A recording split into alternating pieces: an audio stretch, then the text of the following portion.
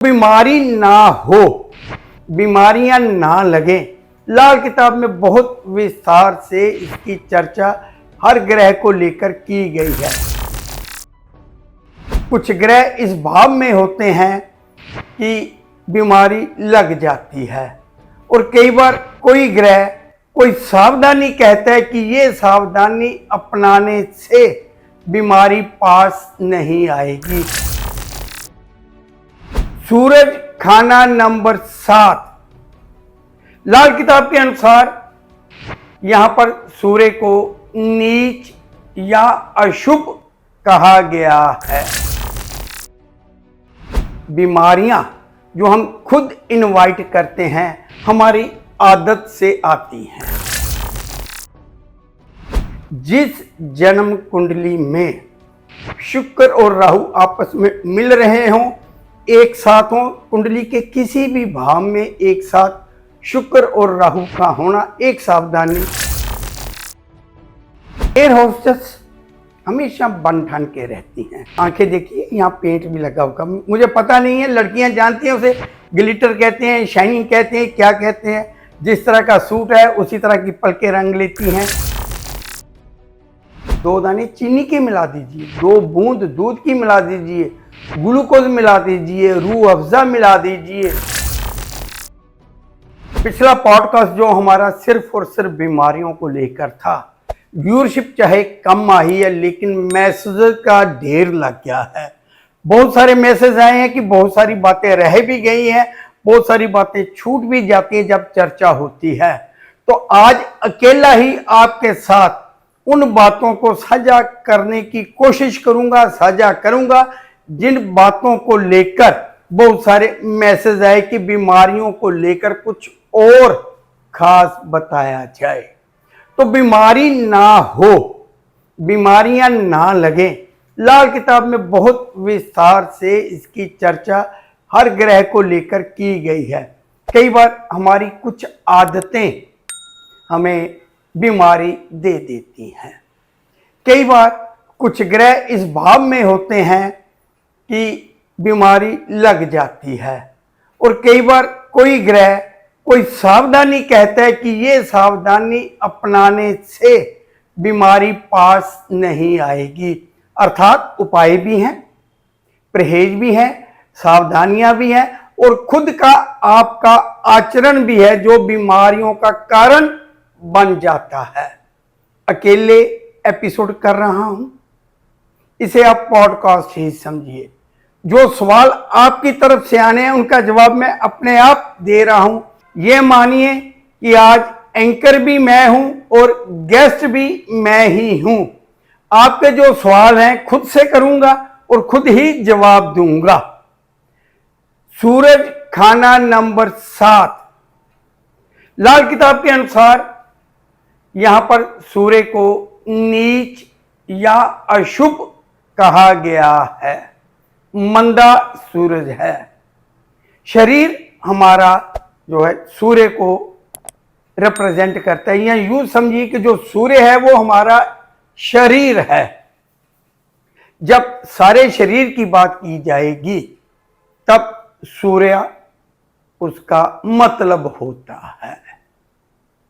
सूर्य का मतलब ही हमारी आत्मा और हमारा शरीर है। ये मान लीजिए, ये समझ लीजिए।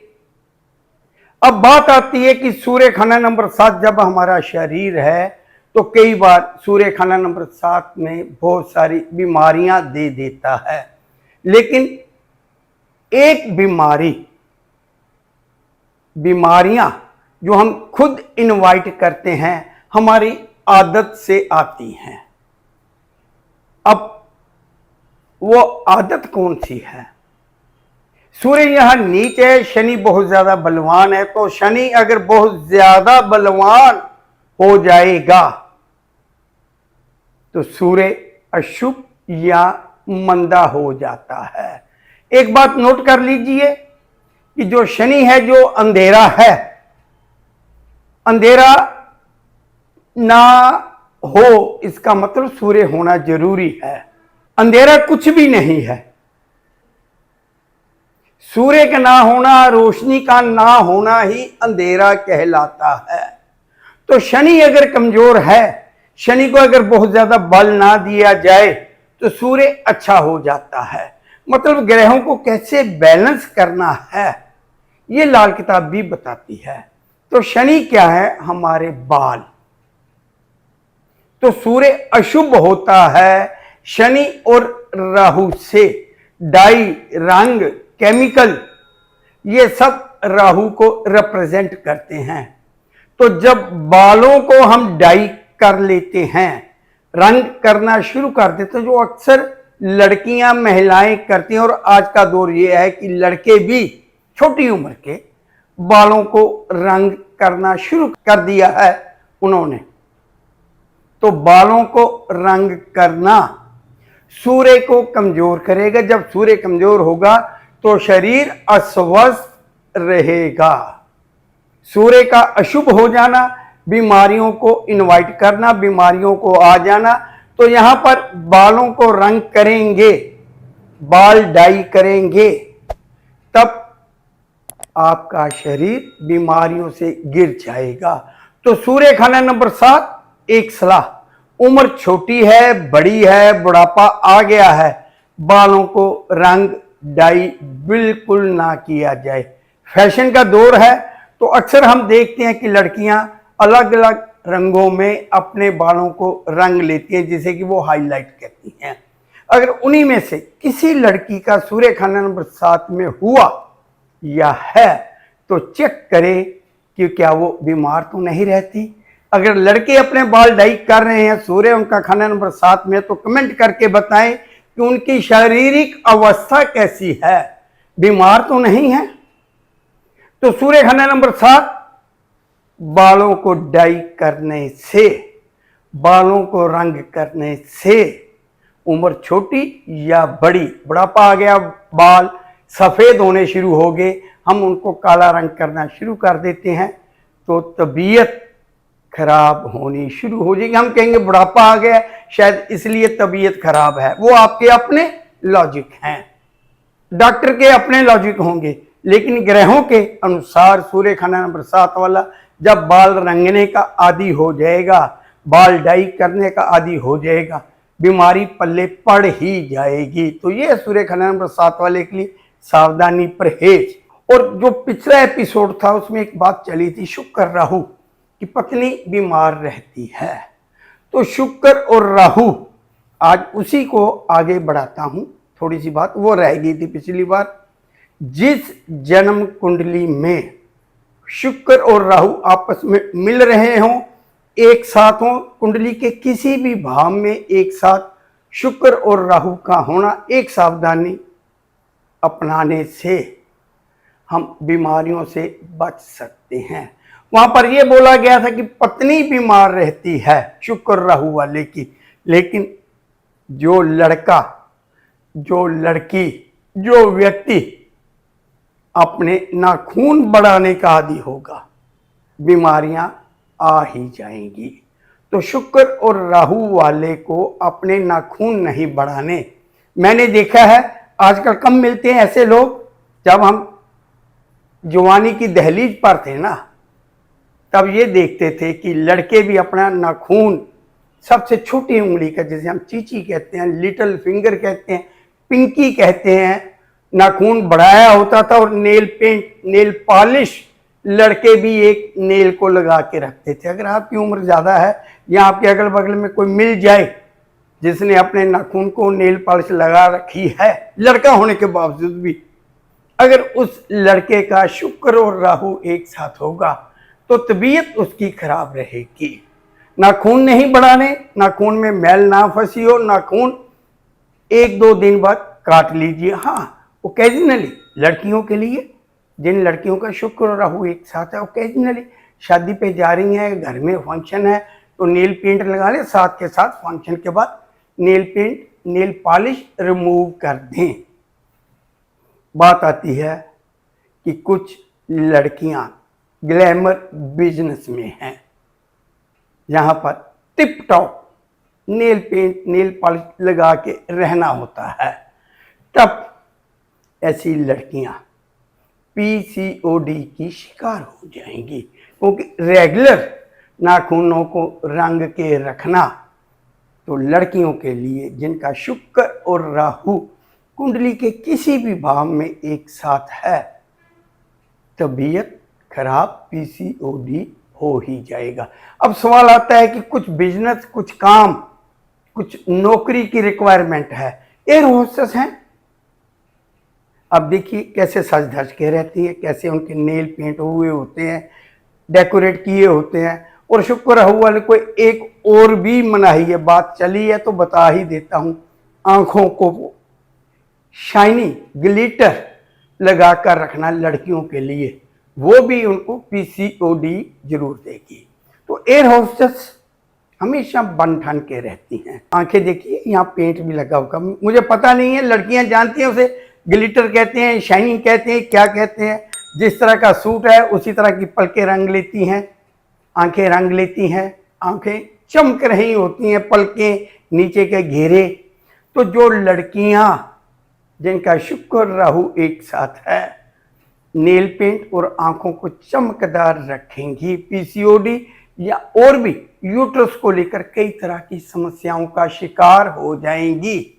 तो जिन लड़के लड़कियों का शुक्र और राहु एक साथ है, नाखून नहीं बढ़ाने, नाखून साफ रखने हैं, और लड़कियां आंखों के आसपास शाइनिंग बिल्कुल ना लगाएं, वरना तबीयत खराब। खास करके खून से संबंधित रोग, यूट्रस को लेकर रोग, पीसीओडी, ऐसी लड़कियों को 100% आएगा ही आएगा। अगर शुक्र राहु एक साथ है, नाखून रंगते हैं, ग्लिटर वगैरह आंखों को लगाते हैं, तब इस समस्या को हम खुद इनवाइट कर रहे हैं। तो ये पॉडकास्ट जो है ना, बीमारियों को लेकर है। तो बीमारियां कई ग्रह देते हैं, लगभग हर ग्रह कोई ना कोई बीमारी जरूर देगा। तो बीमारियों के लिए अगर आपके पास कोई बीमारी आ ही गई है, चाहे आपने परहेज नहीं रखा, चाहे वो ग्रह ने दी है, तो डॉक्टर का दामन जरूर पकड़िए। सिर्फ और सिर्फ ज्योतिष पर, ज्योतिषी पर निर्भर मत रहिए कि हम शर्मा जी के पास गए थे, हम चोपड़ा जी के पास गए थे, हम जगमोहन महाजन के पास गए हैं तो अब बीमारी ठीक हो जाएगी। तो साथ के साथ दवाई चलती रहे और साथ के साथ ये छोटी छोटी बातें अपनाइए ताकि आपको बीमारी ना लगे।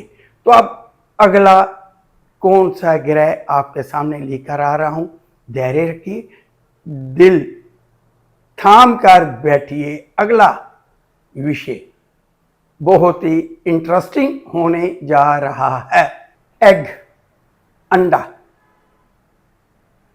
मैं ये मान के चलता हूं कि जो व्यक्ति अपने आप को वेजिटेरियन कहते हैं, शाकाहारी कहते हैं, वो लोग भी अंडा खाने के शौकीन देखे गए हैं।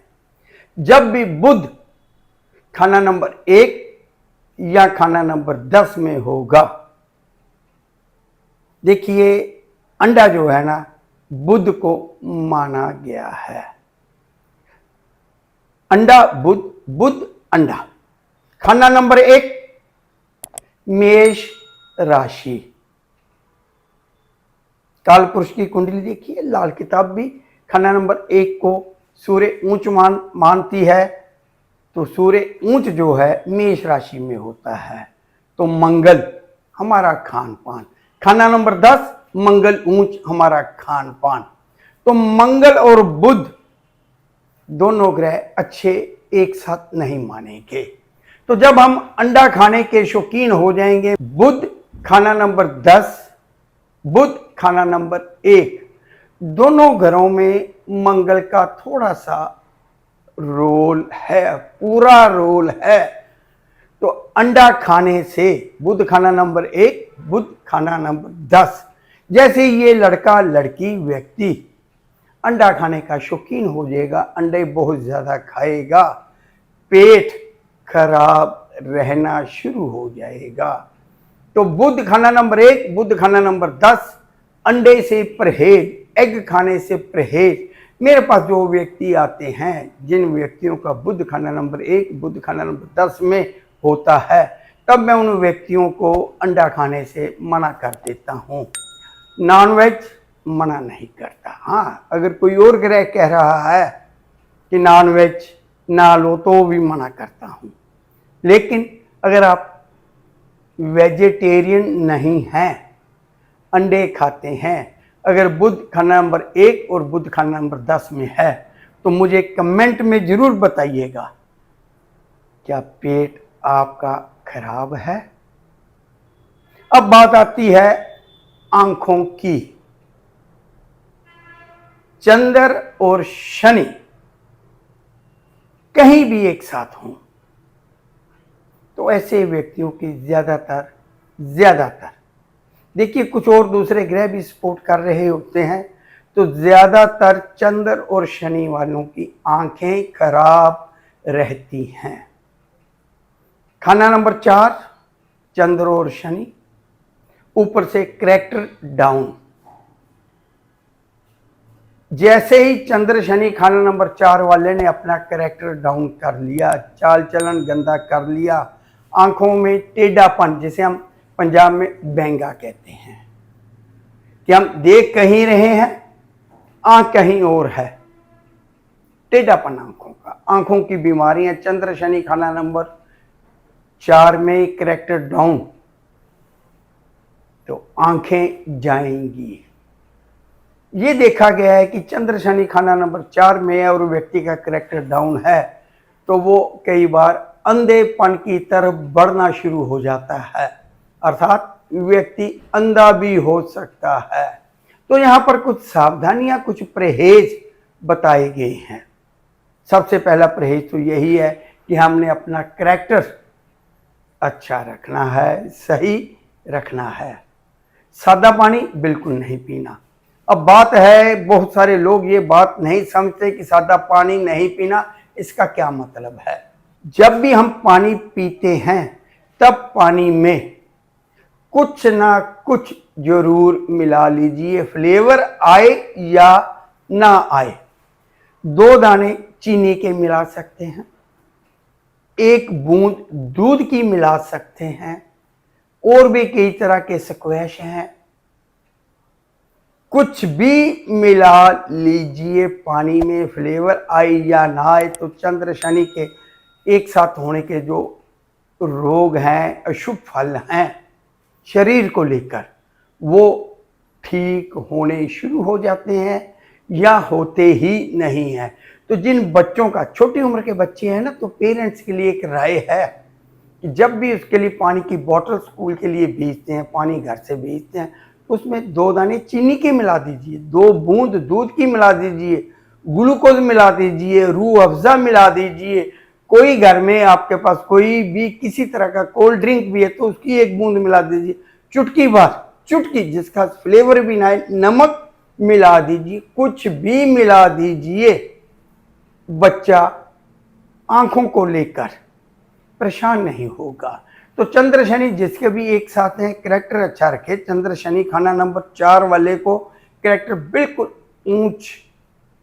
ऊंच क्वालिटी का, ऊंच कैरेक्टर का व्यक्ति होना चाहिए, वरना आंखों का टेढ़ापन, बेंगापन, आंखों की बीमारियां जो उसको अंधेपन की तरफ ले जाएंगी, अवश्य आएंगी। तो ये बातें हैं कि हम खुद बीमारी को कैसे इनवाइट कर लेते हैं। बीमारी खुद व खुद चल के आ जाती है। ग्रह तो है एक साथ, चंद्र शनि हजारों व्यक्तियों के एक साथ होंगे, लेकिन सबका चंद्र शनि खाना नंबर 4 में नहीं हो सकता। लेकिन चंद्र शनि खाना नंबर 4 में 2.5 घंटे तो रहेगा ना, जिसका एक दिन में 2.5 घंटे 2 घंटे तो रहता, तो वो 2 घंटे 2.5 घंटे में देखिए, पिछले पॉडकास्ट में भी यही कहा है कि ग्रह एक व्यक्ति के जो है हजारों व्यक्तियों के होते हैं, लेकिन हर व्यक्ति एक ही तरह के हालात का शिकार इसलिए नहीं होता क्योंकि जो चीजें मनाही है वो उसके पास नहीं है। तो चंद्र शनि खाना नंबर 4 जिसके पास भी है, जिसकी कुंडली में भी है, हर व्यक्ति कैरेक्टर का लूज नहीं हो सकता। तो जो कैरेक्टर का डाउन होगा, जिसका कैरेक्टर लूज होगा, चरित्रहीन होगा, वही आंखों की बीमारियों का शिकार होगा। कह देना कि चंद्र शनि वाले की आंखें खराब हैं आसान है, लेकिन उसकी वजह यही है।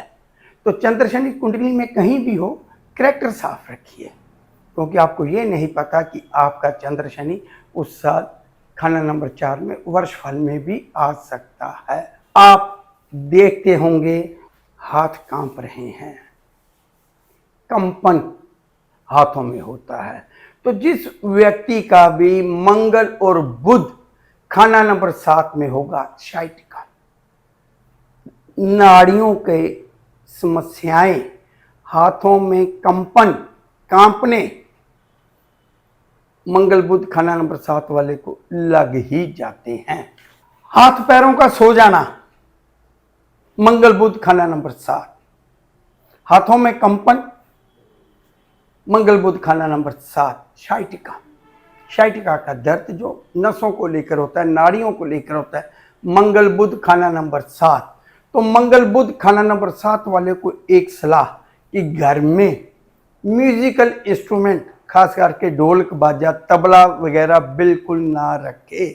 तो मंगल बुध जिस व्यक्ति का भी खाना नंबर 7 में होगा, घर में नकली फूलों का अगर ढेर है तो घर में इस तरह की बीमारियों का आगमन भी हो जाता है।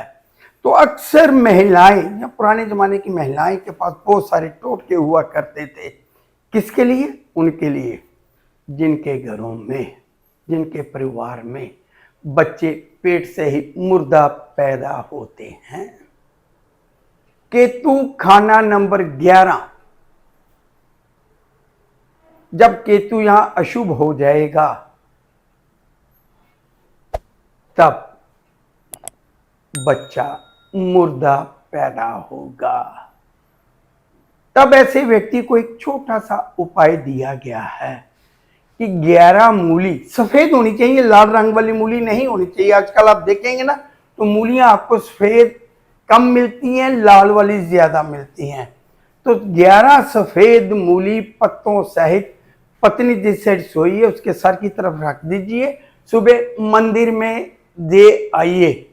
तो उसके बाद ये दोष जो पेट से बच्चे मुर्दा पैदा होते हैं ना, नहीं रहता। लेकिन इस उपाय सिर्फ वही करेंगे जिनके साथ इस समस्या का आना हो गया है। ये नहीं कि हर केतु 11 वाला जाके ये उपाय कर दे। तो समस्या है, बीमारी है, तभी हम दवाई लेते हैं। तो केतु 11, जब पेट से बच्चे मुर्दा पैदा शुरू होने, प्रेगनेंसी टिकती नहीं है, मिसकैरेज हो जाता है, अबॉर्शन करवाना पड़ता है, डॉक्टर सलाह दे देता है कि बच्चा पेट में सही नहीं है, ऑपरेट करवाना पड़ता है। तो ये ज्यादातर पुरुष की कुंडली पर लागू होता है कि जिस पुरुष की कुंडली में केतु खाना नंबर 11 है, बच्चे मुर्दा पैदा हो सकते हैं, पेट में खराब हो सकते हैं। और अक्सर ये तीन बार हो जाता है। तो जब आपके साथ पहली बार हो गया तो उसके बाद जब बच्चा पेट में आ जाए या आप चांस लेना चाह रहे हैं, परिवार बढ़ाने का सोच रहे हैं, तो 11 मूली वाला उपाय लगातार 11 दिन करें। 11 मूली पत्तों सहित पत्नी के सिरहाने रखें, सुबह मंदिर में दे आए, गुरुद्वारा साहब में दे आए, चर्च में दे आए या मस्जिद में दे आए, जहां आपकी श्रद्धा है, जिस धर्म को आप मानते हैं, जहां पर श्रद्धा, धर्म स्थान हर व्यक्ति के लिए अलग अलग हो सकता है। लेकिन जब बच्चे केतु खाना नंबर 11 वाले के खराब हो रहे हों तब ये उपाय जरूर करें। आपने कमेंट में मुझे जरूर बताना है। हाँ, ये भी हो सकता है कि बहुत सारी बातें आज भी रह जाती हैं, क्योंकि जब जन्म कुंडली हमारे पास आती है ना, तब हम बहुत सारी बातें देख लेते हैं।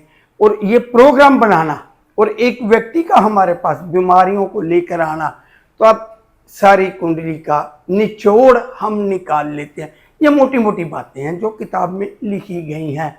और भी बहुत सारी बातें हैं, क्योंकि कहते हैं ना कि सागर को गागर में भर के दे देना इतनी जल्दी या इतना आसान नहीं है। लेकिन फिर भी कोशिश की है कि लोगों को, दर्शकों को कुछ जानकारी मिले। तो आज जिन ग्रहों की चर्चा की है वो सिर्फ और सिर्फ बीमारियों को लेकर की गई थी, क्योंकि मैं ये नहीं चाहता था कि बीमारियों को लेकर कुछ बातें जो रह गई हैं वो रह ही जाएं। तो अकेले ये आज का पॉडकास्ट कह लीजिए, अकेले का ये आपका मेरा प्रोग्राम कह लीजिए, आप तक पहुंचाने का यही मकसद था, क्योंकि हमारा एक नियम है कि शुक्रवार को आपको कुछ ना कुछ नया जरूर परोसना है। तो बाकी वो लय ना टूटे बीमारियों वाली, इसलिए मेरे पास आगे के लिए और भी बहुत सारे विषय हैं। तो दर्शकों से एक निवेदन कि मुझे बताएं, क्या वो एक ग्रह को लेकर खंड नंबर 1 से लेकर 12 तक के फल जानना चाहते हैं? तो ये लाल किताब की मास्टर क्लास होगी, मास्टर क्लास पॉडकास्ट होगा कि जब हम किसी ग्रह को खंड नंबर 1 से लेकर 12 तक घुमाएंगे, 12 तक की चर्चा करेंगे, तो आपको बहुत कुछ सीखने को मिल जाएगा, बहुत कुछ जानने को मिल जाएगा। तो अब इजाजत दीजिए, मिलते हैं कोई बढ़िया सा विषय लेकर अगले शुक्रवार।